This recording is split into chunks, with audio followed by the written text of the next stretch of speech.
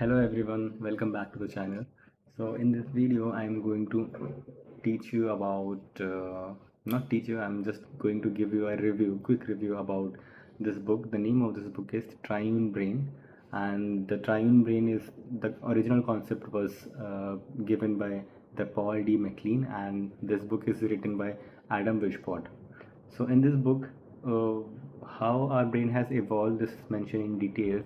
Like the brain has three layers basically: the reptilian brain, the limbic brain, and our neocortex brain.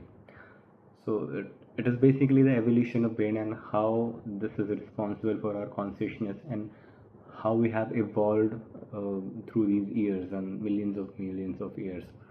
So what happens when I use the reason why I've chosen this book for the review and the reason why I've read this book was when I was teaching my students about the development of the neurosciences. So it is very interesting to teach neurology. First of all, it is very interesting to read and learn the neurosciences. And if you are an avid reader, then you must know that there are many different aspects of neurosciences which has not yet been covered, and there are many things which are still the mystery in the neurosciences. One of them is this, the evolution. So when you talk about evolution, the first thing which comes in our mind is the evolution of human being, how we evolved from the apes or the monkeys, whatever you say, and then we became a human being. So same as why we don't question that how our brain evolved, because as we know your brain has superpowers and it can do miracles, but it's not the one of the most finest in the as we say, the thinking or the conscious capacity, because other mammals have the more capacity of our brain which they can use it, and we cannot use it. Like we cannot use some senses, we cannot see some radioactive waves, but they can see it. But the human mind is the powerful mind in this mammals, because we can control each and everything, and we can actually manage the things. So this book tells you the in this book explains you how the mind is not one of the unified thing, but it's the combination of the three ancient brains that fighting to control our human body. So the triune brain theory says that our brain has evolved into three layers, you know, the reptilian brain, the limbic brain, and the neocortex brain. The reptilian brain says that it focused on the survival, the habits, and the instincts, and the limbic brain is emotional center that carries the feeling and the social behavior, and the neocortex is the rational thinking part of the plans, which makes your plans and imaginations and creativity. It's from the neurocortex. So now we are at the neocortex level. So when I was teaching this to my students, there is nothing in the neurosciences books. If you go and read the neurology book or human neuroanatomy book, so this theory is not mentioned there. They are just talking about the what is the development of neurosciences and how the development of brain has occurred. Like it was from a ring and then the tube, and then this is the other processes, but it's not talking about the evolution of the brain. So this is something which was missing in those books. So I read this book, and then I taught my students about the evolution of the brain also, and how the conscious and subconscious and these things work apart from that psychological theories.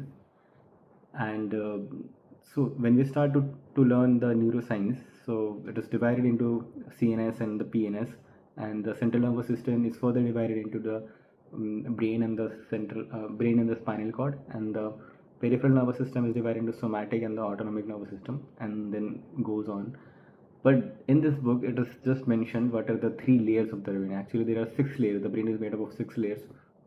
That is a different thing. It is a neuroanatomy of the brain, but this is evolution of the brain. So the evolution has taken to three phases. The first is reptilian brain, the limbic brain, and the neocortex brain. So this book has interact with the sometimes called what it is called shaping of the brain. Our brain has actually the power to manifest whatever we want, and this also depends how you use your brain.